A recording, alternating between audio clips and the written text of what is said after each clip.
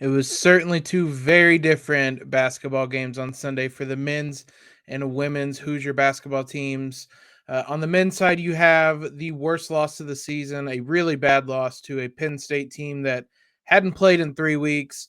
On the other side, you have a women's team with one of the biggest wins in program history. We're going to try to talk about both of them. It's going to be a little bit odd, but we got you guys covered on today's episode.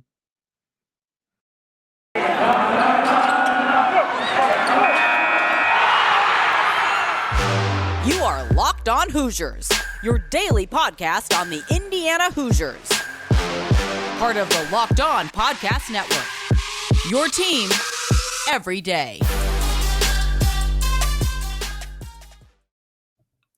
What is up, guys? It is Monday, January 3rd. Hope you guys had a happy New Year's celebration. I hope you guys had a happy holidays in general as we kind of get back into the grind of things here today.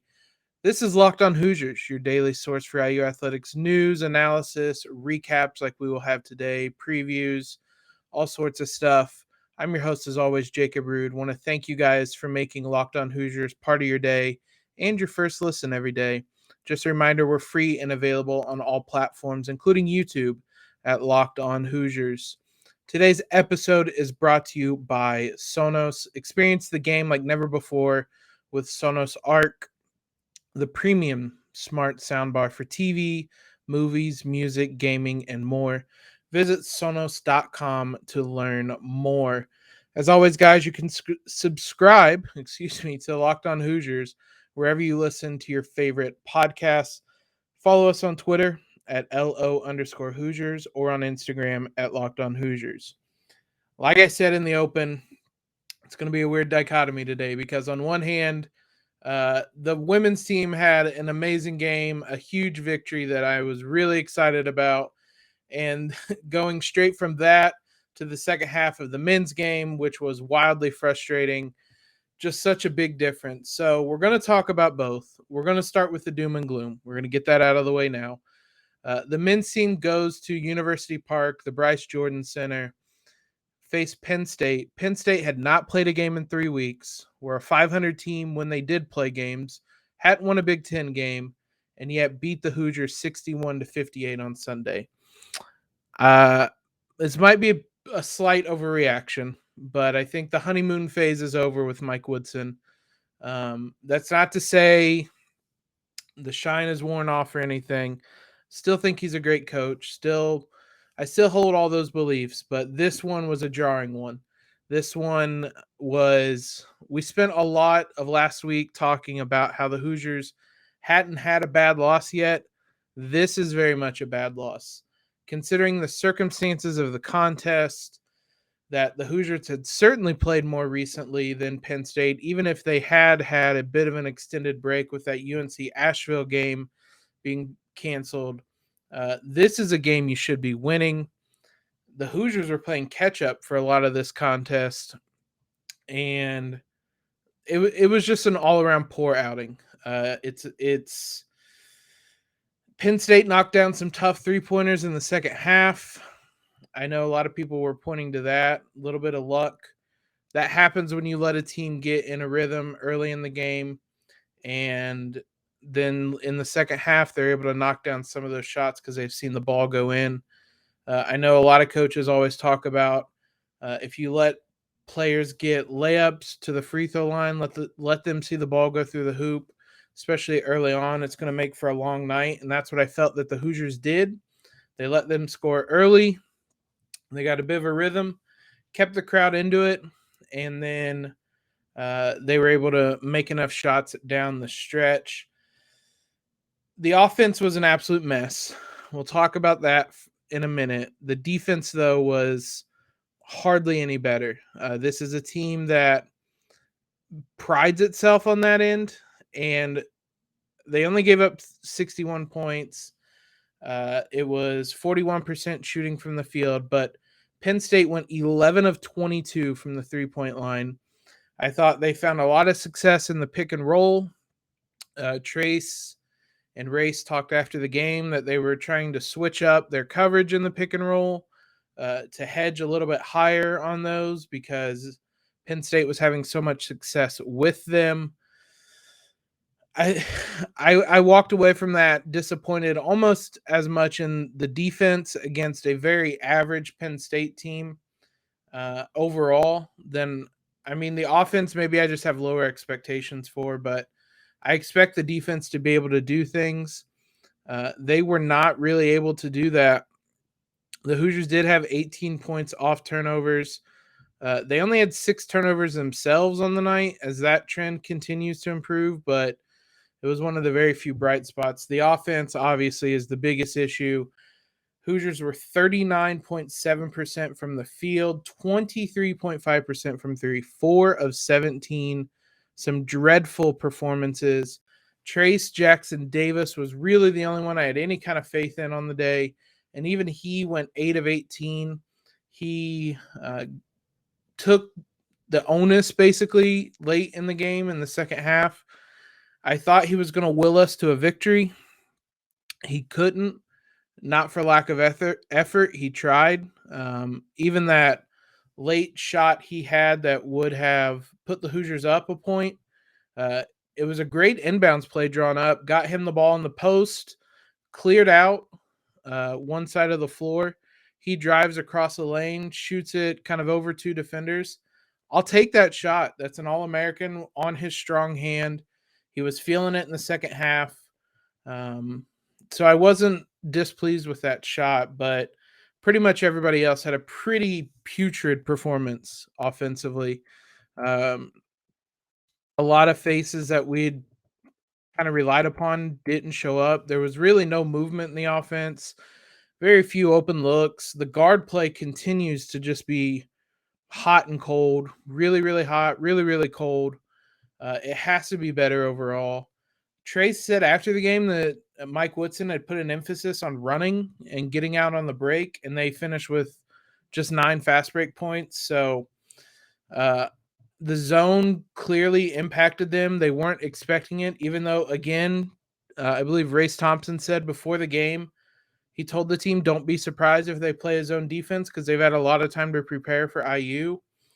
It's just a lot of things that shouldn't be creating this many difficulties, even if it is a team that still only has about a dozen games together. That looked woeful. It was interesting that only 6 guys played more than 10 minutes on the night. The starters plus Rob Finney.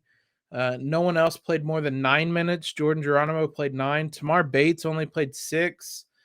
I didn't hate what he did, but he had 2 turnovers and a foul. This is only stats. Missed all 3 of his shots.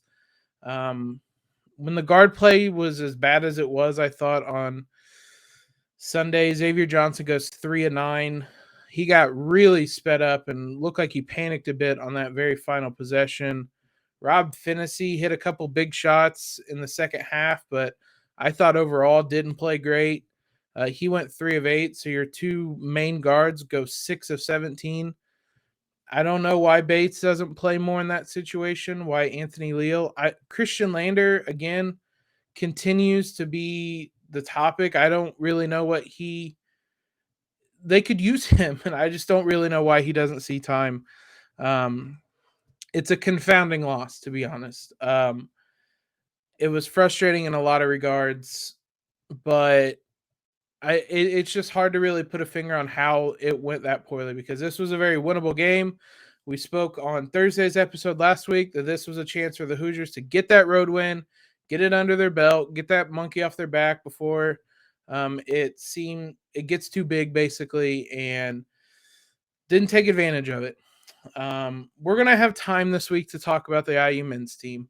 I don't want to talk a ton about it today for 2 reasons. One, I want to let the dust settle a little bit, see if they're I'm going to rewatch the second half and try to figure out what happened. But 2, the women's team deserves a lot of credit and a lot of airtime because that was a really, really awesome game for them. So we're going to spend the next 2 segments talking about this women's game, a top 10 win, their first win over Maryland ever. They take control of the Big Ten early on. A lot to talk about there. But it's the New Year's, guys, so that means New Year's resolutions.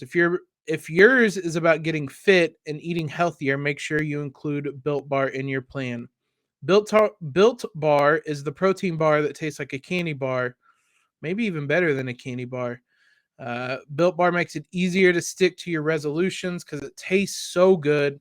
You'll want to eat it, unlike other protein bars that are chalky, waxy, taste like a chemical spill, honestly. Built Bars are covered in 100% real chocolate. They're healthy for you. 130 calories, 4 grams of sugar, 4 net carbs, 17 grams of protein. Across the board, better for you than candy bars, and they still taste like candy bars. Tons of awesome flavors to choose from. They're always adding new flavors, limited time ones. Be sure you guys are constantly checking out Built Bar uh, to see what their new flavors are. I got the blueberry muffin limited flavor during the holidays. That was so good. Even if you guys are not a huge fan of working out, you can at least eat something that tastes good and is good for you. That way, when you enjoy a delicious Built Bar, you can kind of almost count it as a workout. I won't tell if you don't. Go to built.com, use promo code LOCKED15 and get 15% off your order. That's promo code LOCKED15 for 15% off at built.com. Thanks again, guys, for making Locked On Hoosiers your first listen every day. We're free and available on all platforms. This women's game, we talked a lot about it last week. Top 10 showdown with Maryland, and it lived up to the hype. As frustrating as that men's game was, this women's game was exciting, fun to watch, just an absolute blast. Women come away with a 70-63 victory. It was not easy. I'm sure a lot of you were watching the men's game for the second half, so let's give you a little bit of a recap. I mean, this one lived up to the hype.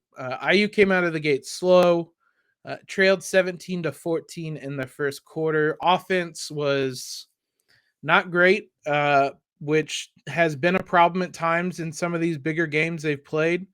But they bounced back in the second quarter and were able to take a 33-29 lead into the half. Outscored the Terrapins 19-12 in that second quarter. It was a slow third quarter, though, and they allowed Maryland to get back into the game. It was tied at 45 going into the fourth quarter. What an ending this game had. Hoosiers come out on a 7-0 run to start the fourth quarter. They took a 60-51 lead with 3:05 left. Their defense was stout throughout, and I'm a poet, didn't even know it. And they take that 9-point lead after they force a stop. Mackenzie Holmes never got all the way back on defense, so she had the easy layup. It looked at that point like the Hoosiers were going to be able to cruise to the victory. Their offense looked really good. They were getting stops defensively. They were taking care of the ball. Their final 6 possessions of the fourth quarter then went turnover, turnover, turnover, missed jumper. They split a pair of free throws, missed jumper. Maryland went on a run. They finally realized that they were about to lose and went on a run, had a sense of urgency, tied the game. Grace Berger had a chance to win it at the end of regulation, did not get a very great look at it. Game goes to overtime in a contest that the Hoosiers absolutely let get away. I was certainly worried. Maryland had all the momentum going into overtime. The Hoosiers completely collapsed. Credit to this Hoosier team, though. They regrouped. Not only did they regroup, Maryland did not have a field goal in overtime. IU had a very deliberate offense. They ran clock and still were able to get good looks. The result was the Hoosiers pretty much controlling the entire overtime session. They didn't make it easy at the free throw line. They weren't great at the free throw line across the days. 15 of 21. Certainly were not great in the extra session, but it was enough. The Hoosiers hung on for the victory, and I cannot state how big this win was. The Hoosiers had never beaten Maryland. They were 0 of 11. Maryland had won 15 straight Big Ten games. Maryland has absolutely dominated the Big Ten since they joined it. Completely different story to men's basketball, football, all that stuff. Maryland has come into the Big Ten and made it theirs. Another wild stat was that this was the first overtime game Maryland played since 2013. They were in the ACC the last time they played an overtime game. So the Hoosiers picking up this win cannot be overstated. It's a win over a top 10 team. It's a win over a perennial contender. It's a win in conference that gives them the early foothold, and it all came on the back of their defense, which was absolutely elite. We've talked a couple times in the big games the Hoosiers have had this year about the offense coming and going, mainly going. The defense has always been there. That was the case again on Sunday. Maryland came into this game averaging 82.8 points per game. They only finished, as I said, with 63, and they had an extra 5 minutes to add to that. They still only scored 2 total points in overtime. Maryland started the game 10 of 17 from the field, 58.8%. Then they went 11 of 41 the rest of the game, 26.8%. Over the entire game, Maryland shoots 36.2%, 23.1% from 3 of 13 overall. And that all even comes with Angel Reese being the player of the game. She kept Maryland in this game all throughout. She finishes with 22 points on 8 of 16 shooting. The rest of Maryland had 41 points on 13 of 42 shooting. They had a couple different people step up. For most of the game, it was Reese and Diamond Miller, who had 39 total points. Owusu came in, Ashley Owusu, in the fourth quarter. Came alive, I should say, in the fourth quarter. She had 7 of her 10 points in that final quarter. She was a big reason that the Terrapins made a run late and tied the game for forced overtime. But Angel Reese was the dominant force throughout. She eventually fouled out late in overtime. She finished with 22 points, 12 rebounds. Defensively, she did quite the number on the Hoosiers against Mackenzie Holmes, particularly because the IU offense wasn't pretty. They shot 45.6% from the field, but they really had to grind this one out. And there was so many Herculean efforts from this offense. We're going to talk honestly about every starter because all 5 contributed in some big way to this victory up and down the starting lineup. We're going to give a shout out to each one of these girls. But guys, I have an incredible app for everyone, or that everyone who buys gas needs to know about. It's called Get Upside. My listeners are making up to 25 cents for every gallon of gas every time they fill up. Just download the free Get Upside app in the App Store or Google Play right now. Use promo code SCORE and get a bonus 25 cents per gallon on your first fill up. That's 50 cents cash back. Don't pay full price at the pump anymore. Get cash back using Get Upside. Just download the app for free. Use that promo code SCORE to get up to 50% or 50 cents per gallon cash back on your first tank. Some people who drive a lot are making as much as $200 to $300 a month in cash back, and there's no catch. The cash back gets added right to your account. You can cash out at any time to your bank account, to PayPal. You can get it in an e-gift card to Amazon or other brands. Just download the free Get Upside app and use promo code SCORE to get up to 50 cents per gallon cash back on your first tank. That's code SCORE today. So, honestly, all 5 starters for the Hoosiers deserve some form of shout out. The Hoosiers were without Chloe Moore McNeil, who not really certain what happened.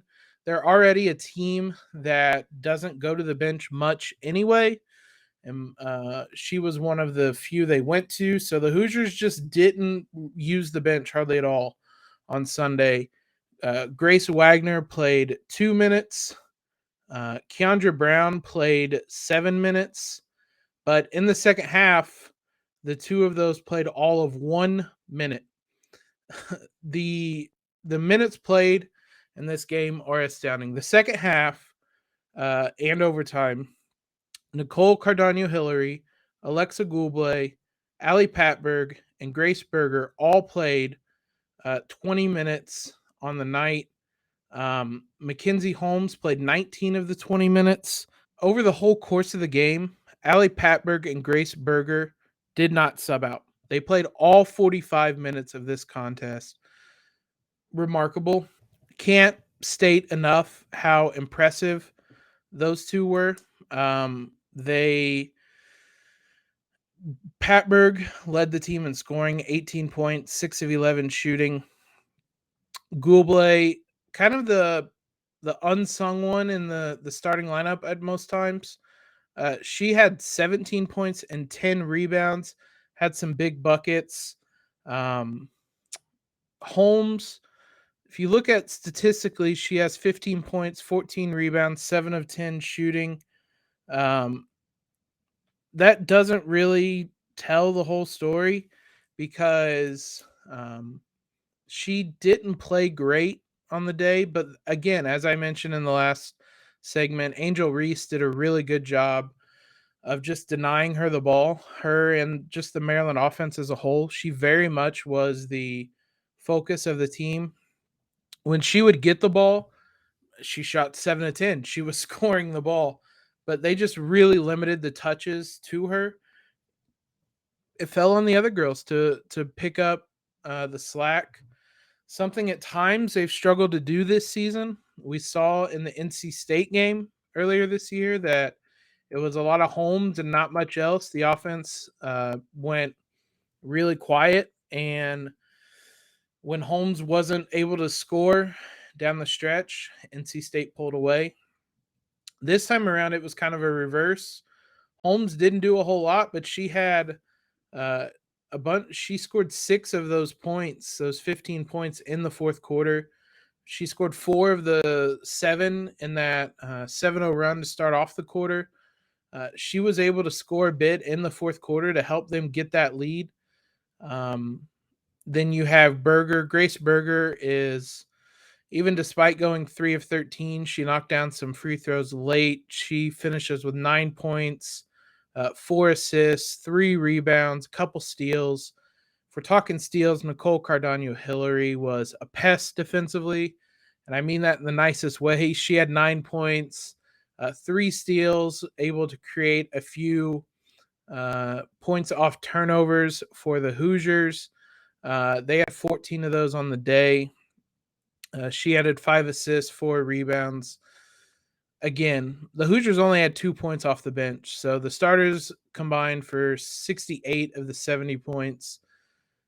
And a massive, massive victory for this program. We did our New Year's resolution, our wish list, Santa wish list podcast. We talked about the Hoosiers making good on this season, getting that top 10 win that they needed. Both those things are checked off with this. This is your top 10 win. This is your marquee win. This is you making good on this historic season. This is one of those moments that you're going to remember from this season. The Hoosiers finally beating Maryland. This was an impressive win, a statement win, because as much as we talked about how good IU was, Maryland was kind of that team that was always still going to be looming. They're the ones who run the conference. The Hoosiers were going to have to dethrone them, and they still are going to have to. Nothing was accomplished across the whole season, and I'm sure that'll be Terry Morin's message to the team after this. There's still a lot of work that needs to be done, but that was a really big step forward from this program. The two teams, if you want drama, are going to meet again in the final regular season game. That one will be in Maryland, obviously. Shout out to the fans at Assembly Hall. It was rocking, especially in that fourth quarter as the Hoosiers went on the run. Big shout out to them for showing out for a top 10 game. Michigan is going to figure into this Big Ten title race as well. I think it'll be a 3-horse race between IU, Maryland, and Michigan, but Hoosiers draw first blood.